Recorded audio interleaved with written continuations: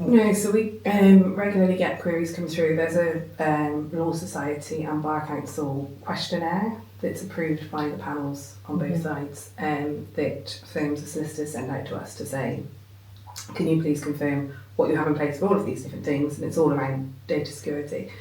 And for us, it's a big thing being able to say that we've got Cyber Essentials Plus because that ticks so many boxes and covers a lot of the requirements on there. And when we get the LOX 23 confirmed, there is talk that that will just be acceptable as a green light. We don't need to fill out the surveys because certain firms are already accepting it because they're in the process now of getting the LOX 23 accreditation as well. So, yeah, from our point of view, they're just it's worth the investment then. Completely worth the investment. And it saves me a lot of time having to fill out those questionnaires. Which in itself saves money for chambers. Because if staff definitely. aren't tied up with doing those kind of routine admin, then they can be doing other work, and that either means we're achieving more or we're cutting the staffing bill. So it's great. And how important is keeping your systems and software up to date, because everything's constantly changing, software's constantly updated. Yeah, I mean, I think we're quite good, like software side, we're very good at staying on top of making sure that we have actually got access to the latest software. And I know that one of the requirements for a lot of things coming through now, like these questionnaires, is how often are patches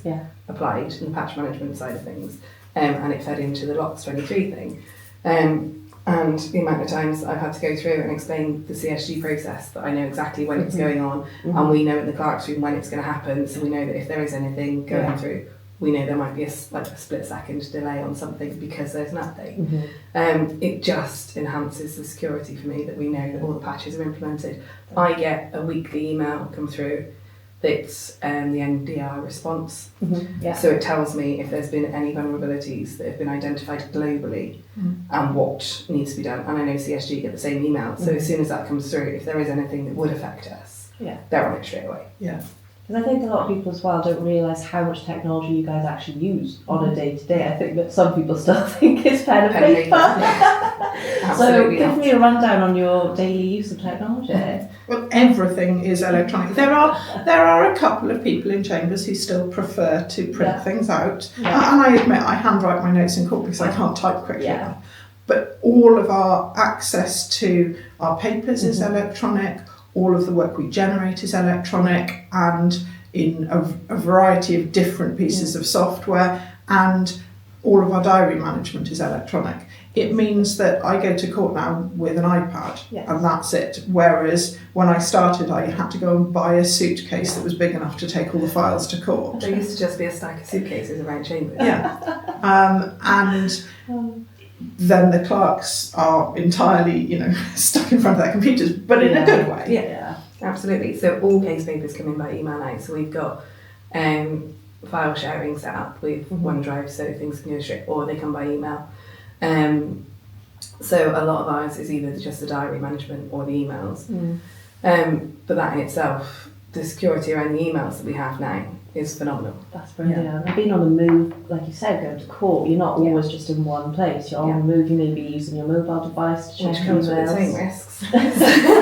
But the good thing of that is that I have now, from my phone or at home, if you lost your device, I can remote wipe the device because we have mobile device management in place on everyone's devices. If it accesses chambers data, we can wipe it if it's lost. And that's hugely reassuring. Yeah. Because I'm on an iPad, I already have that functionality set up, but knowing there are now, multiple ways I can wipe it is hugely reassuring because you do take it everywhere. And it has so much information on it. And even though it's got all of the security features, there's still that bit of you that thinks, human error. But what human error? Or just being able to prove that a white device clearly has nothing on it. It's great to have that. But it also allows me to monitor whether everybody's sticking to the standards we require, the encryption, the passwords, the firewall, and keeping everything up to date. Because that's the other side of it, is making sure the devices are up to date. From our perspective, we do everything we can, but when you've got how many self-employed barristers? 70 self-employed barristers who've got 3 or 4 devices themselves, making sure they're up to date. It's on them. But with what we have now, if their devices aren't up to date and they haven't implemented patches, they're blocked from accessing any change data. And that's really helpful as well from our point of view, because I was going to say nobody deliberately, hardly anyone deliberately doesn't keep their devices up to date. Yeah, of course. But we don't always know. Mm-hmm. And so having that, it popped up on my laptop the other day and it said, you have to update this. Yeah. And it was a really helpful prompt because then I know, well, I've done that, it's done, it's now, it has been checked. It's not just, I think I've done it right, it's being checked, and that's so helpful.